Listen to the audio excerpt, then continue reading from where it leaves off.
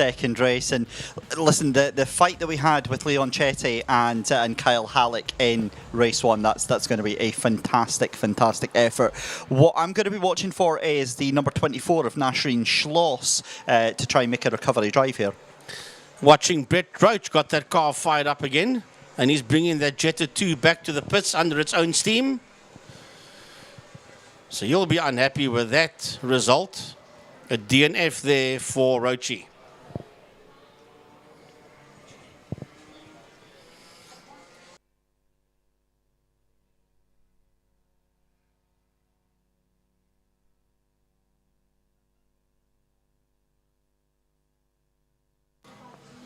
So I can see the supercars are lined up in their pit area. The Pro Royal supercars, they're all standing on my right-hand side of the commentary box. So I looked out the window facing north, and they will be working their way out onto the circuit pretty soon. Yeah, not too long before we get the final action of the day. And Frankie, what a day it's been. You know, fantastic opener. 4 wheels, 2 wheels. We've really had everything that we could possibly want today. A fantastic opener for 2026. And hopefully at the next event we'll have the fine cars join us together with the V8 Masters. Yeah, it's going to be a... And then a week after that, sorry David, we have the big one. The opening round of the Extreme Festival, the National Extreme Festival, where we will have SA Touring cars, we'll have the Super Cup cars, the MSA 4s, the Astron Polo, what do you call them?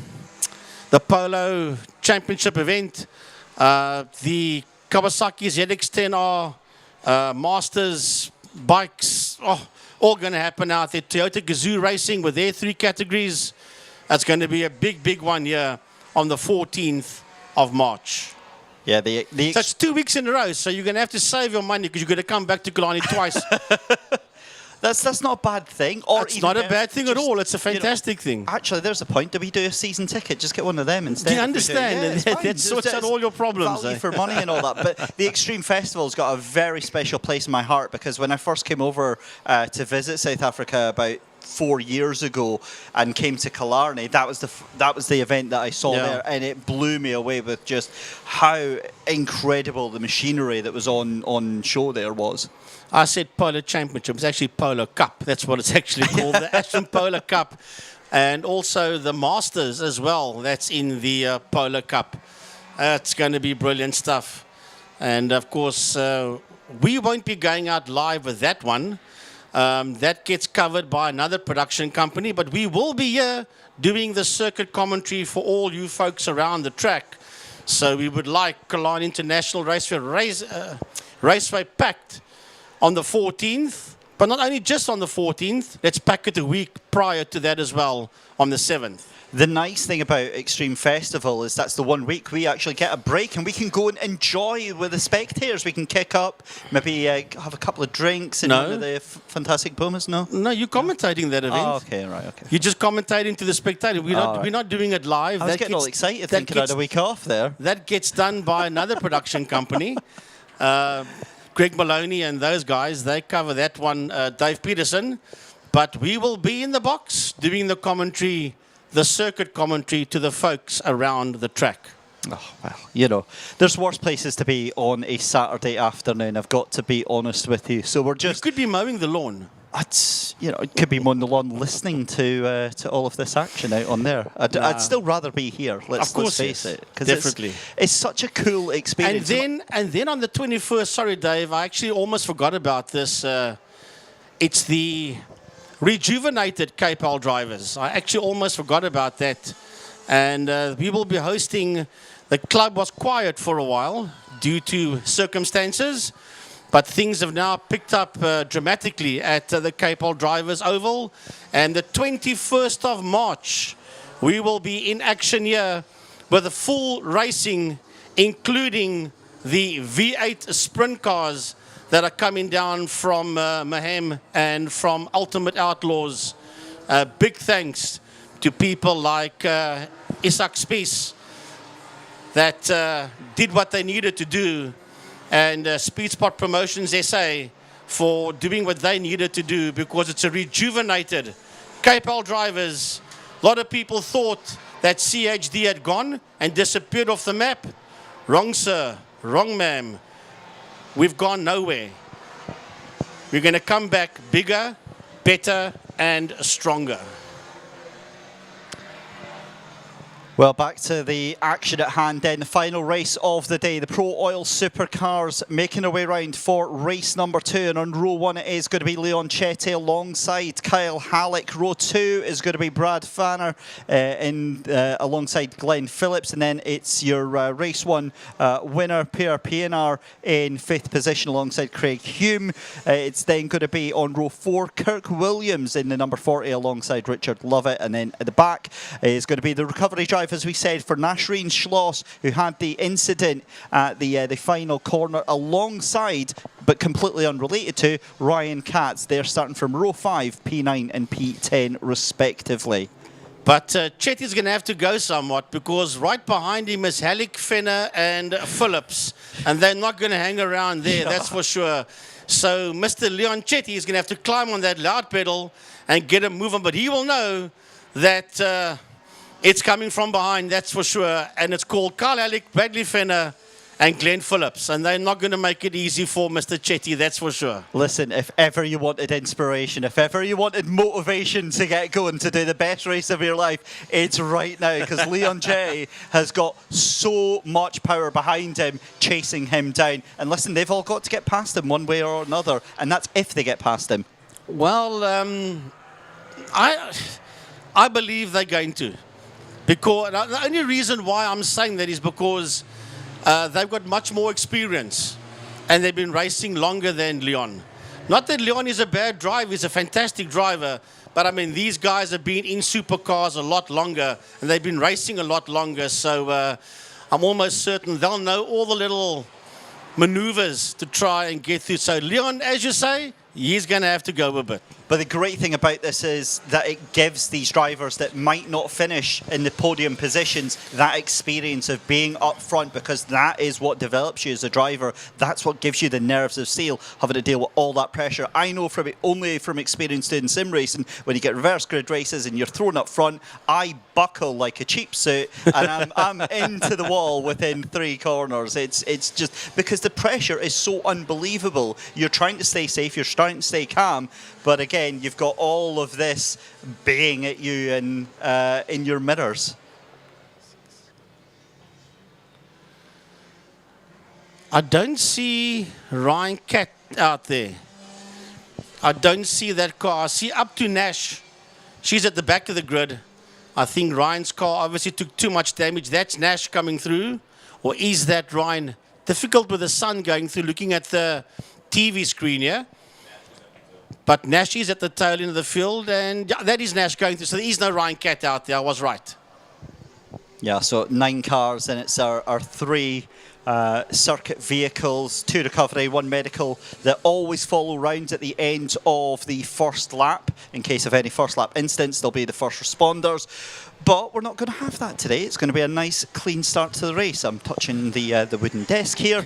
But here we go then, down the Killarney straight then. And this is where the pace car starts to pull off. Leon Chetty has to put those voices in his head on mute. He has to think about the task at hand. He's got Kyle Halleck beside him to keep him company here. And these two become the de facto pace cars. Well, let's have a look and see. Remember, Chetty is on pole position. He can set the pace. And the second pole has to be just behind him, next to him, but slightly behind him. He may not be ahead of him, otherwise it's a jump start. Here we go, 8 laps. Chetty, Kyle Halleck just hanging back slightly. The lights go off, and away we go for 8 laps of Pro Oil Supercars, race number 2. Chetty's got the inside line, already gets dive bombed there by Kyle Halleck. Halleck sits out there in P1. Here is Glenn Phillips coming through, and with him is Bradley Fenner. Fenner's on the inside of Phillips, and then you've got Pierre Pienaar that's right there behind them as they race along the Joubert Straight towards Castrol. Yeah, but here comes Kyle Halleck. He's going to have the inside line for turn number 2, and that is unfortunately Leon Chetty getting absolutely mugged by almost everyone in that top 6. P6 right now. I think he's only gone down to P3 just now, but that also means that Brad Fenner has been able to get up into second place. So it's now Kyle Halleck and Brad Fenner first and second position. Yep, quite right. As Chetty's dropped down into third position. And here comes Bradley. Glenn Phillips wants to come through as well as they work their way through. They're all busy working their way through. As a matter of fact, it's Phillips that's already in there behind Kyle Halleck. Yeah, it is, because Fenner just made the move there on Chetty. So it's all turned around within a half a lap. The trio that you would expect to be first, second and third is just that. There they go through.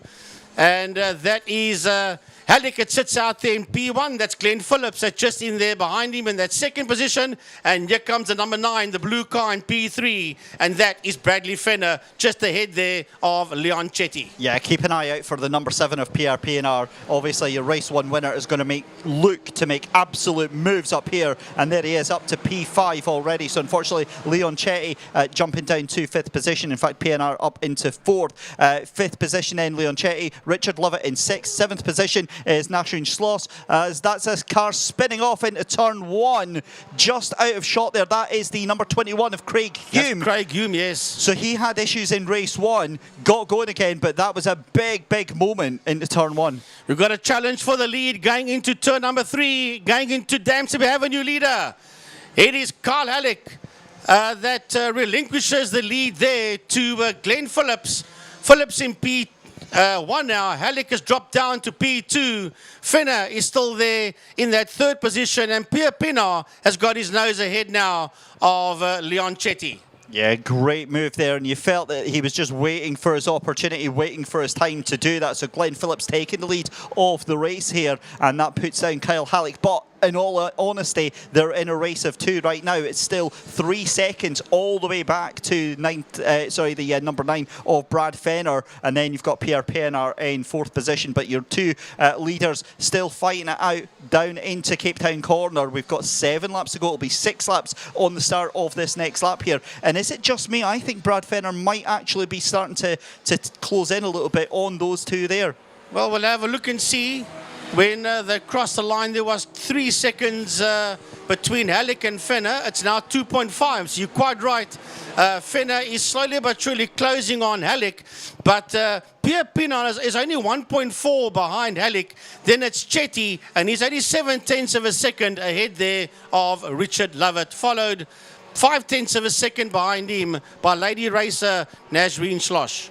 Fantastic shot as they come out of turn 1, then on the run down towards turn 2. So it is still all to play for all of these 9 drivers here. But it is going to be Kirk Williams at the back of the grid. So despite Craig Hume having that off into turn 1, in fact, Craig Williams not taken to the start of the race. We've lost him on lap 1 then. So we are down now to 8 cars then with Craig Hume at the back. So that puts Nasrin Schloss up to P7 as we watch them come through the Sarel sweep here.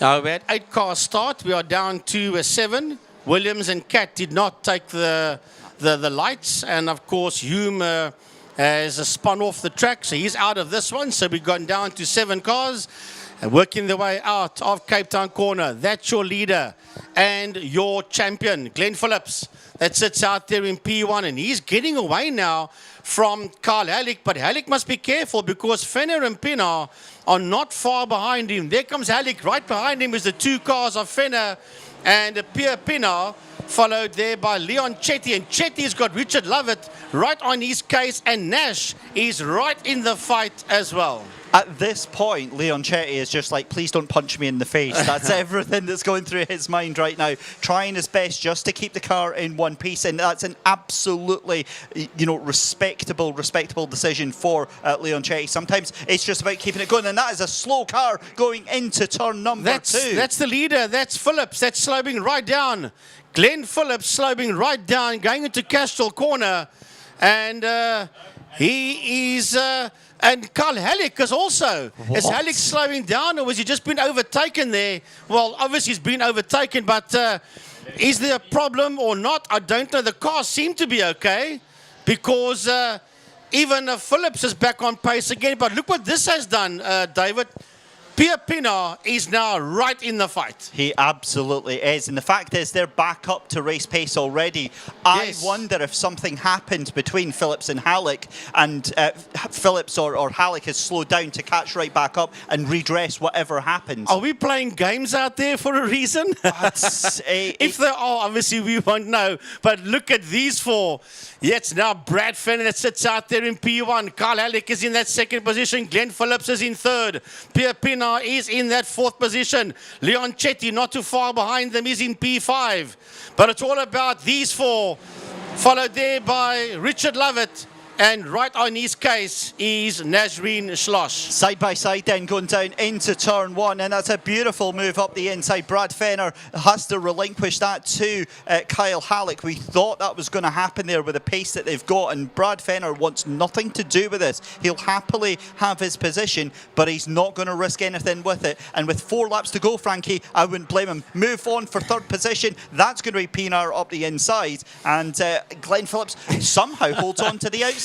Well, I'll tell you what, I don't know what's going on here. What I can tell you is it's fantastic racing, and that's all that's important. It's all what matters between the four of them, and Phillips did not give that third position away to Pierre Pienaar at all. He's making Pienaar work for it with Chetty in a distant 5th position. Chetty was 4.1 behind the four of them when they started this lap. I've got the feeling inside that car, Chetty is just like, you guys go, just go. I'm not in this. But here we go, another move for second position. At this point, Frankie, I'm now convinced they're just having a laugh now for the final race of the day. Well, no, remember, this is the race one for a championship of, 8, 9, 10 races for the year. They just, they are just on each other's pace. That's the bottom line.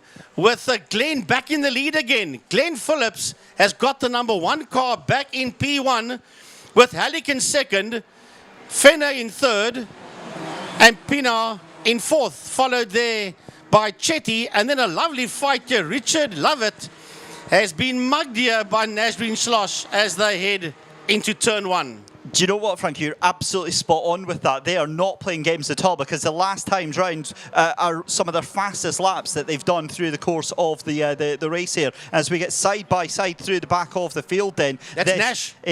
There's Nash taking the position from Richard Lovett, and they're side by side going into here. So again, no matter where you are in the field, you're getting value for money. Well, I'll tell you what, this is probably one of the best Pro Oil Formula Supercar races I've seen in quite some time, and they are leaving it all out on the track. You can see by their last lap times that they are basically doing virtually identical times, with 1:28.603 being the quickest by car number 1, Glenn Phillips, as we watch them go down the Killarney Straight.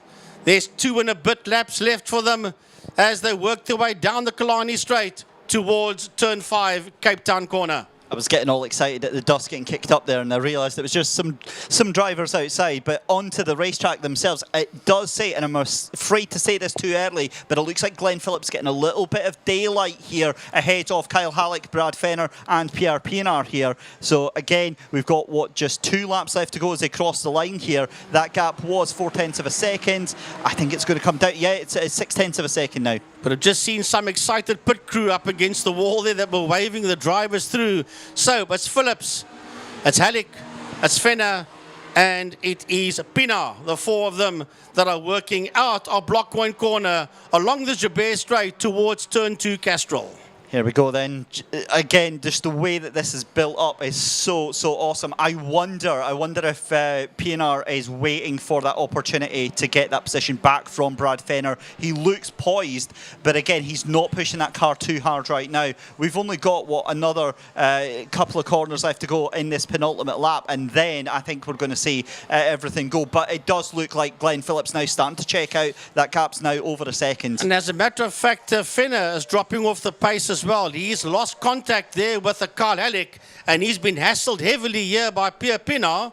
Here comes Leon Chetty out of a saddle sweep, and he sits in a lonely 5th position, does Leon Chetty, as Glenn Phillips has now broken the toe. He's broken the toe between himself, well, sort of broken the toe between himself and Halleck. And then Fenner is right on the case of Carl Halleck. And don't write Pierre Pienaar off. He's sitting right. Any one of them makes a mistake, it's a podium for him in race 2. Here we go then across the start-finish line for the final time for the drivers. As we go down into Blockcoin Corner, it is Glenn Phillips from Kyle Halleck, Brad Fenner in third position as it stands, with Pierre Pienaar rounding out that top 4. Fifth position you can see going at turn 1 is Leon Chetty, and just in the background the recovery drive from Nash Sloss in that number 24. But back to this battle for P1, it is Glenn Phillips with the fastest lap that last time round, so he has lit the fuse, he has gone. Yeah, 128.533 for Glenn. Through the kink they come towards Damstep, which will have a new sponsor by the time we get to the 7th of March.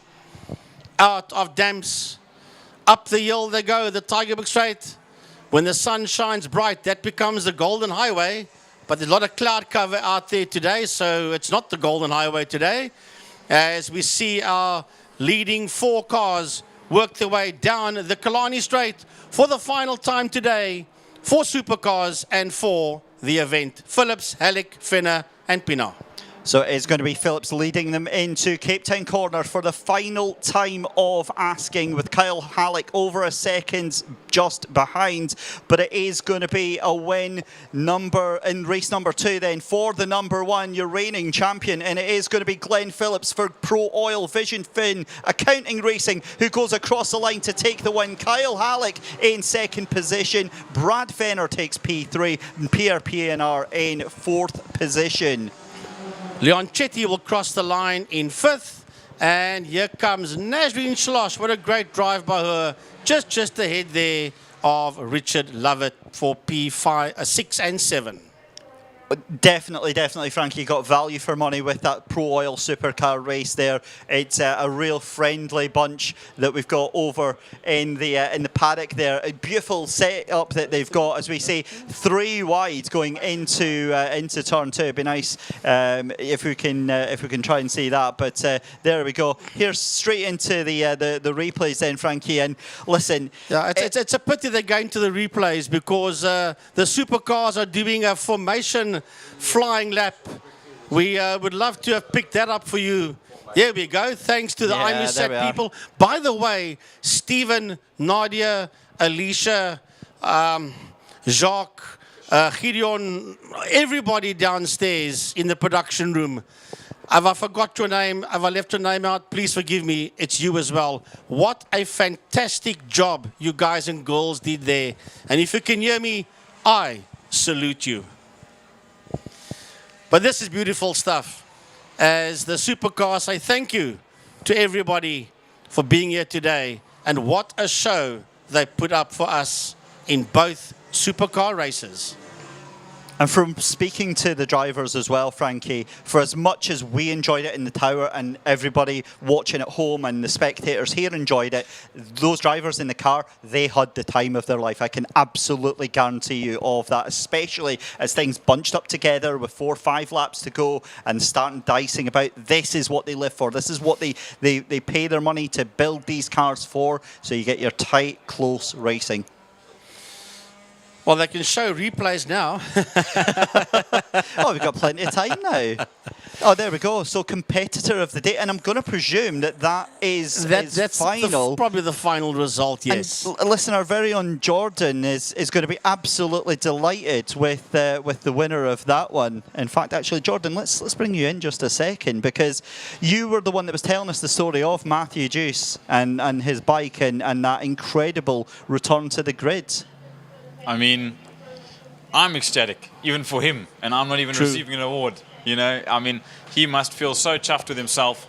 David Entercott from Motorwise also must be extremely ecstatic for what they've managed to do to get that car ready and to change all the things around on the bike. I mean, he shifts with his right leg and he rear brakes with a thumb button on a